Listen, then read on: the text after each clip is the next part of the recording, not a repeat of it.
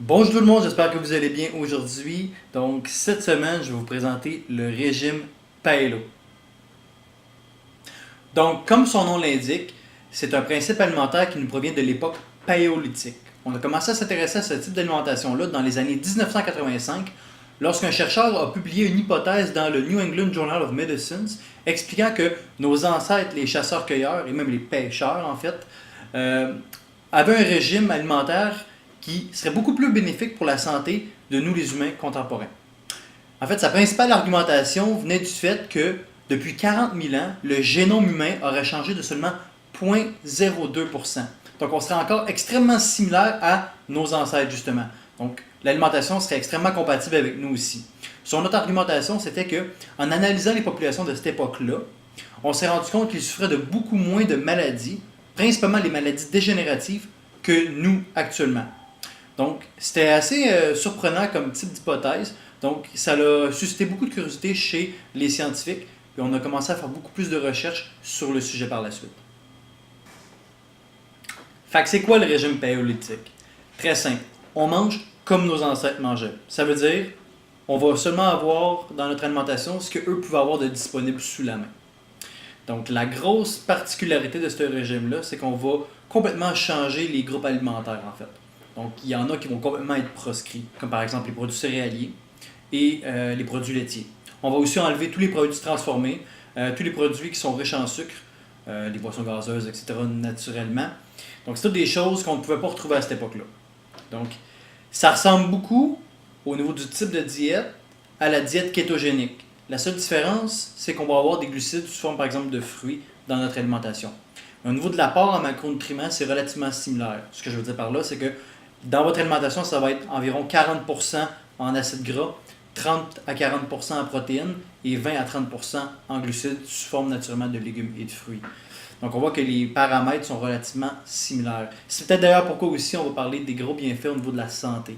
Donc on garde les produits qui sont naturels puis on élimine tous les produits qui sont le plus transformés possible. Donc chez la majorité de la population, ça va relativement bien leur réussir. Donc on peut observer plusieurs avantages à adopter ce principe alimentaire-là. Par exemple, excellent pour la perte de poids. Ensuite, c'est excellent pour maintenir une bonne santé générale aussi. Ça va être bon pour contrer l'effet de fatigue. Comme c'est un principe alimentaire qui est riche en acides gras et qui est très pauvre en sucre et en glucides, ça va être excellent chez les populations sédentaires, comme par exemple nous ici en Nord-Amérique. Par la suite, c'est bon pour maintenir une bonne digestion. Comme c'est très riche en fibres et en antioxydants, ça va nous permettre d'avoir un meilleur transit intestinal et de mieux absorber les aliments qu'on consomme. Et finalement, c'est bon pour régler ou réduire en fait l'impact de plusieurs maladies, comme par exemple les maladies dégénératives, maladies métaboliques comme le diabète. C'est bon pour combattre l'obésité, comme on a parlé tantôt. Ça va être bon aussi pour réduire les maladies cardiovasculaires, donc cholestérol, hypertension. Donc, ça a beaucoup de bienfaits qui sont très similaires, comme je parlais tantôt, à la diète kétogénique ou à la diète méditerranéenne.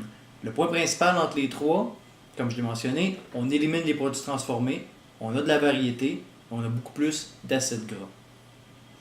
Finalement, mon point de vue sur le régime, donc moi je trouve que le régime Paelo, c'est excellent. Donc je suis d'accord avec l'aspect qu'au niveau des besoins métaboliques, on reste très similaire à nos ancêtres.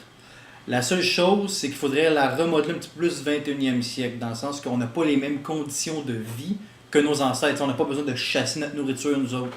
Donc, il y a certains principes dans ce régime-là qui seraient peut-être à revoir un peu, comme par exemple, manger une ou deux fois par jour, manger jusqu'à temps que vous ayez plus faim. Non, moi, je pense qu'il faudrait contrôler un petit peu plus l'apport calorique, donc avoir un apport calorique total dans la journée, puis subdiviser en fonction des macronutriments qu'on doit aller chercher. L'autre aspect aussi qui est important à comprendre, c'est que depuis cette époque-là, il y a certains types d'aliments qu'on a raffinés et qui sont excellents pour la santé. Le meilleur exemple que je peux vous donner, c'est l'huile d'olive. Donc l'huile d'olive est l'acide gras qui a le plus d'études qui prouvent les bénéfices sur la santé. Donc ça serait important d'incorporer ça dans l'alimentation, même si eux n'avaient pas ça à l'époque. Puis finalement, c'est un type de régime qui est devenu extrêmement populaire. Donc on entend beaucoup parler des régimes Paelo, il y a beaucoup de livres de recettes qui sortent, etc. Puis là, des fois, je vois des affaires qui ont un petit peu pas de sens, comme des muffins Paelo, des pizzas Paelo.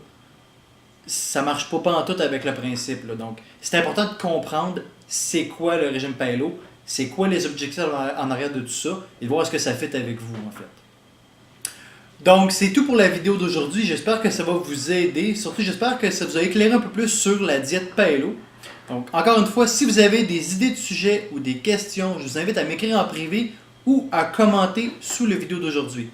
Sinon je vous souhaite une bonne semaine, puis nous autres on va se voir la semaine prochaine pour une autre vidéo.